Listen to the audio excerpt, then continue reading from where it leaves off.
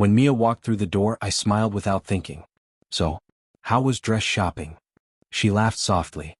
It was great. I think I found the one. I stepped forward to hug her, but something hit me before her arms did. The oversized jacket she was wearing. Dark, heavy, definitely not hers. Or mine. I pointed at it. Whose jacket is that? She froze for less than a second, but I saw it. All this? The store was cold. One of the guys there lent it to me. A guy? I asked. She shrugged. Just an employee. I didn't ask his name. Her answer sounded practiced. I tried to ignore the sudden tightness in my chest and forced a smile. Right. Okay. Mia walked past me humming, but her voice was shaky.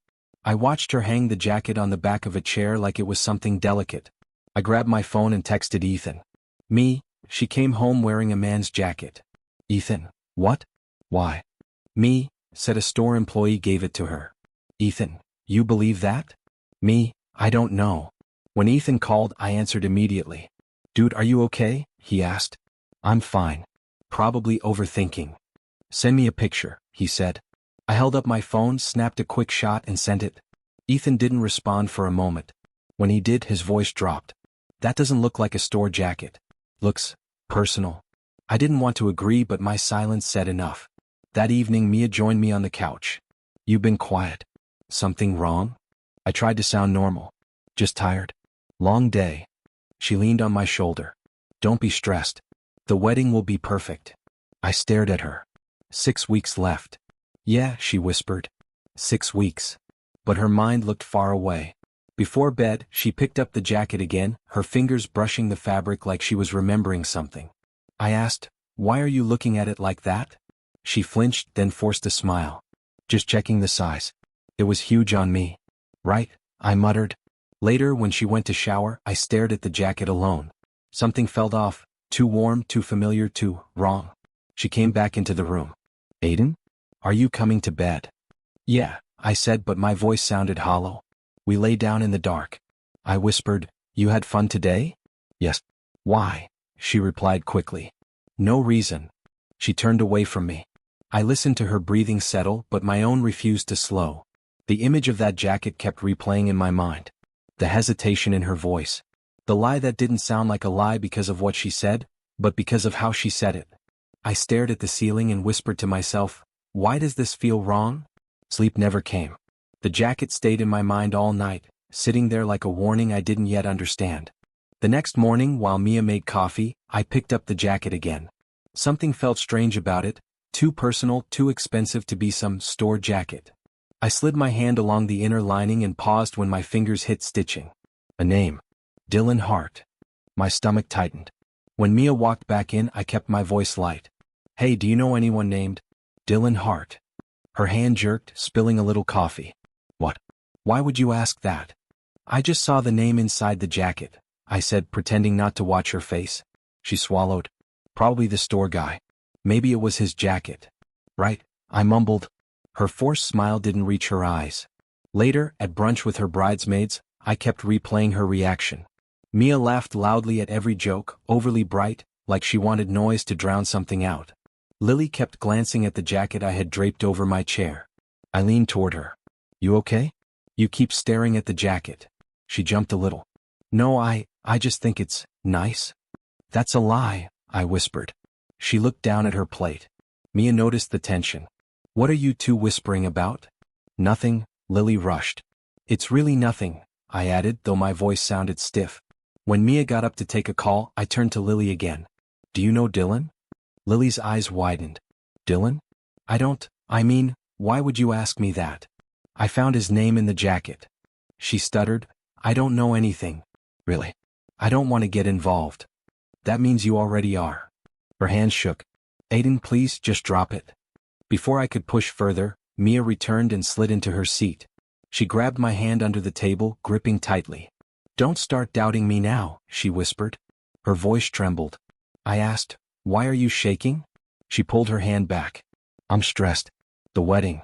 Everything. But I knew stress didn't cause fear. And she was afraid of something. Back home, she tried to act normal.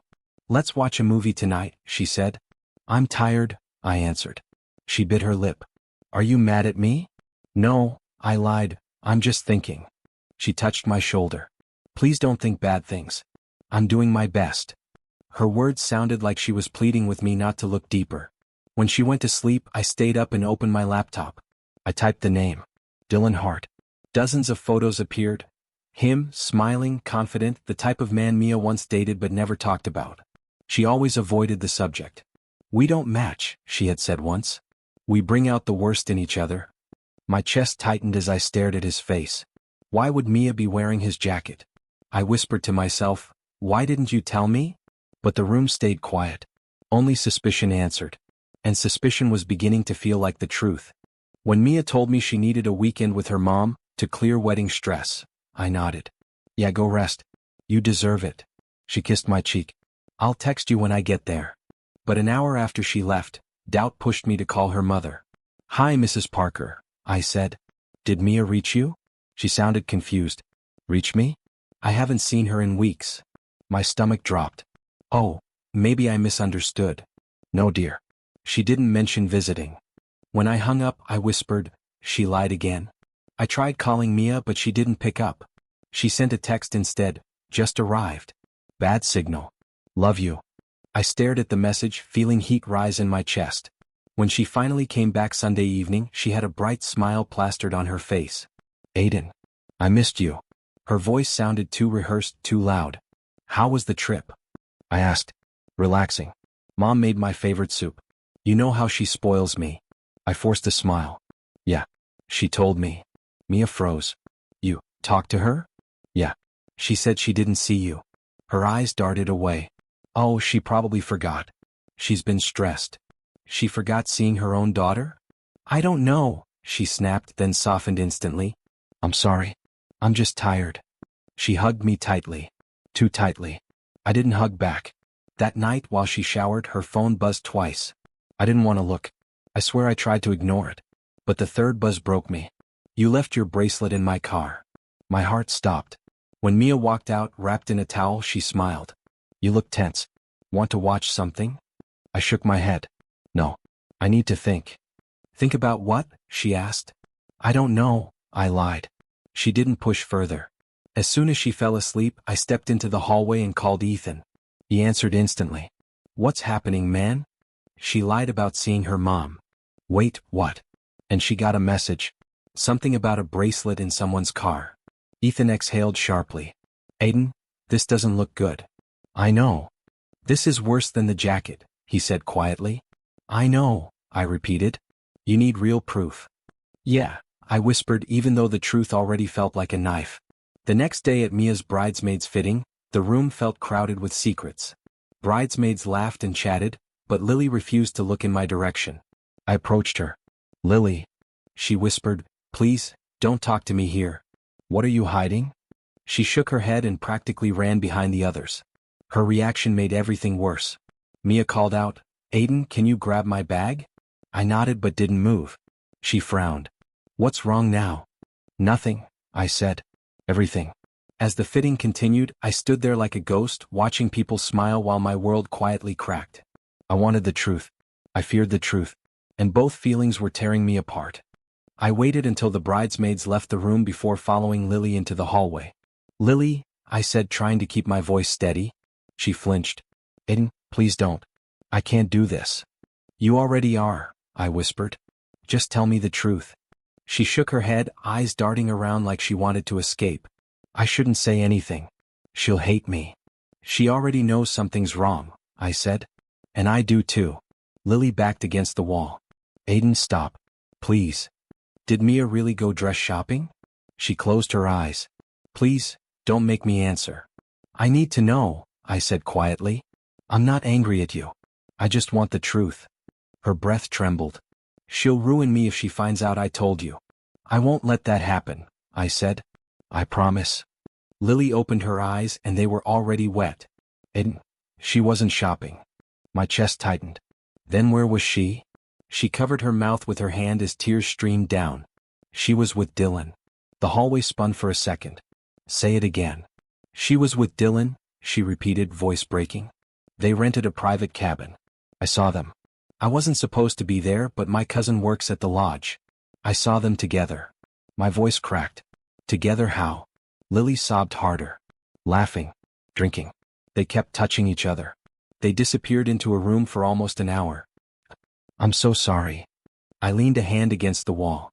Why didn't you tell me sooner? I tried, she cried. But Mia kept threatening to cut me out of the wedding. She said I'd ruin everything. I didn't know what to do. Footsteps echoed behind us. Mia's voice cut through the air. What's going on? Lily froze like a child caught stealing. Mia stepped closer, eyes wide. Why are you crying? What did he say to you? I said calmly. She didn't say anything. I asked her one question. Mia glared at Lily. What question? I said slowly, where you really were last weekend. Mia's face drained of color. Lily, what did you tell him? Lily whispered, I'm sorry. Mia exploded. You jealous little snake.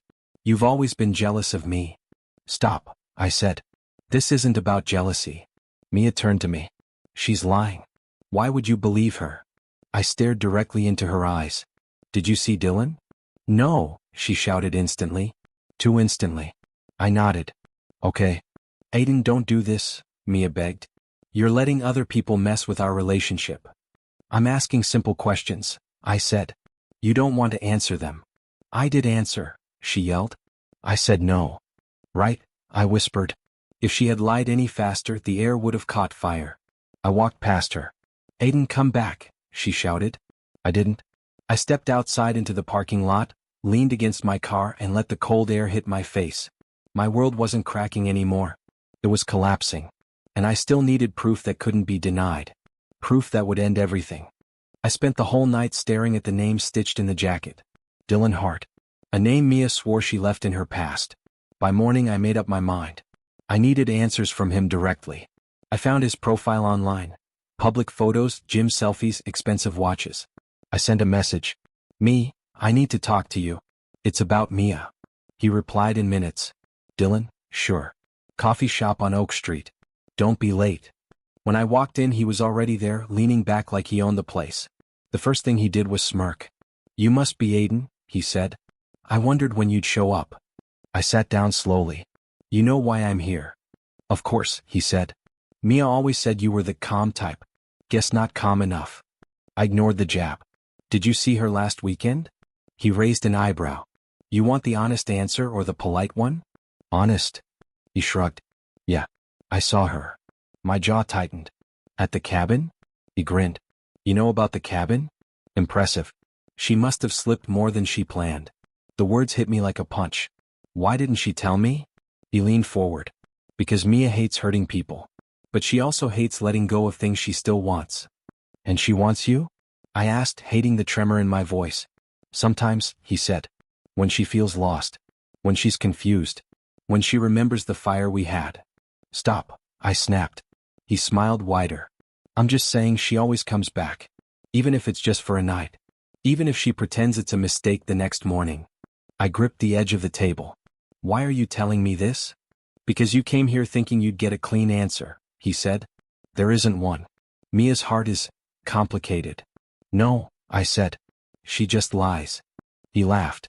Call it whatever helps you sleep. I stared at him, fingers shaking. Do you love her? He shrugged. I don't do love. Mia knows that. She just likes the rush. My stomach twisted. You're disgusting.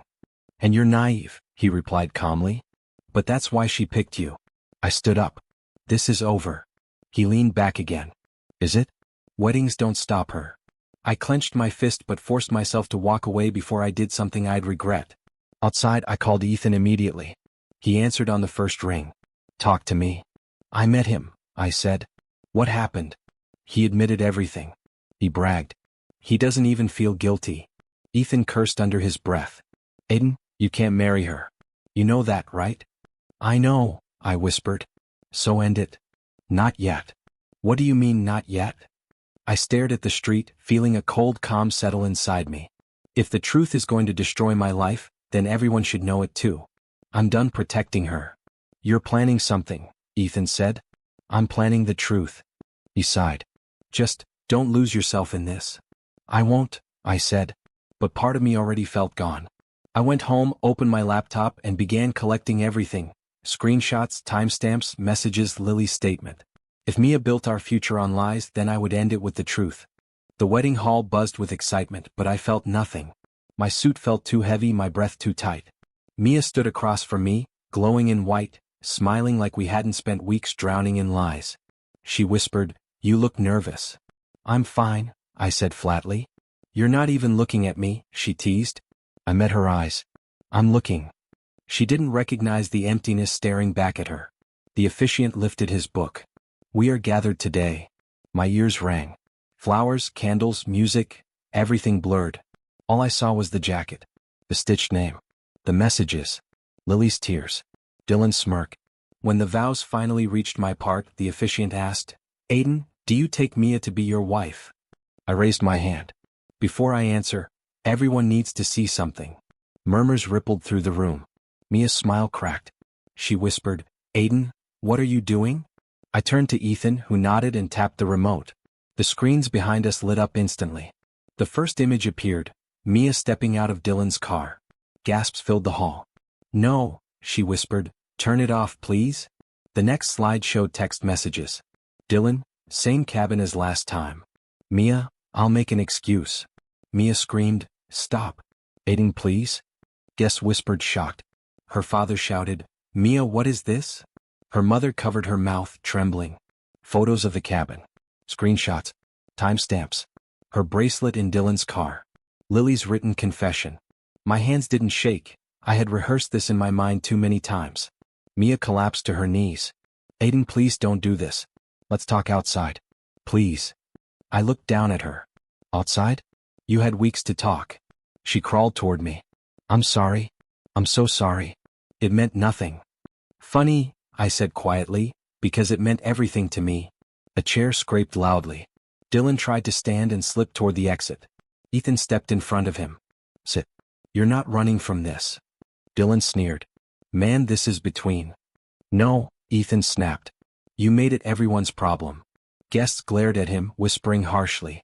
Mia reached for my shoe. "Aiden, please, we can fix this." I stepped back. I reached into my pocket, pulled out the ring box, and placed it gently on the table beside us. The click echoed louder than any scream. I said, "This was supposed to be our future." She sobbed, shaking violently. "Please don't leave." "You left first," I whispered. Silence swallowed the entire hall. I turned and started walking down the aisle, alone. Behind me, I heard only crying whispers, and the faint thud of Mia falling forward again. Outside, the air felt cold but clean. I took one long breath. I didn't look back. She wanted a wedding. I gave her the truth instead. The video leaked 2 days after the wedding. I didn't post it.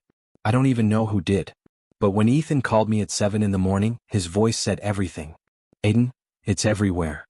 I rubbed my eyes. Everywhere. Social media. News pages. People are stitching it, reacting to it, arguing about it. I sighed. "Great. You okay?" he asked softly. "No," I said. "But I'm alive." A notification buzzed. Another. And another. My phone wouldn't stop vibrating. Messages from coworkers, cousins, people I barely remembered. I opened one video. A stranger said, "This groom exposed his cheating bride at the altar. Watch this." I turned it off instantly. Mia texted me. "Mia, please make it stop. Please talk to me. Mia, people are calling my job. Mia, I can't breathe, Aiden." I didn't answer. Around noon, my doorbell rang. When I opened the door, her parents stood there, her mother crying, her father looking 20 years older. Her father whispered, "I'm sorry, son." "I'm not your son," I said quietly. "We didn't know," he said. "If we had known." "I know," I said. Her mother grabbed my hand. "Please don't hate her. She's lost everything." I pulled my hand back gently. She lost what she destroyed. They left without another word. Later I called Ethan again. "Am I a monster for doing this?" "No," he said. "You didn't lie. You didn't cheat. You told the truth." "But everyone saw it," I muttered. "Her whole life is collapsing." He replied, "You didn't collapse it. She did." I sat on the couch, staring at the wall.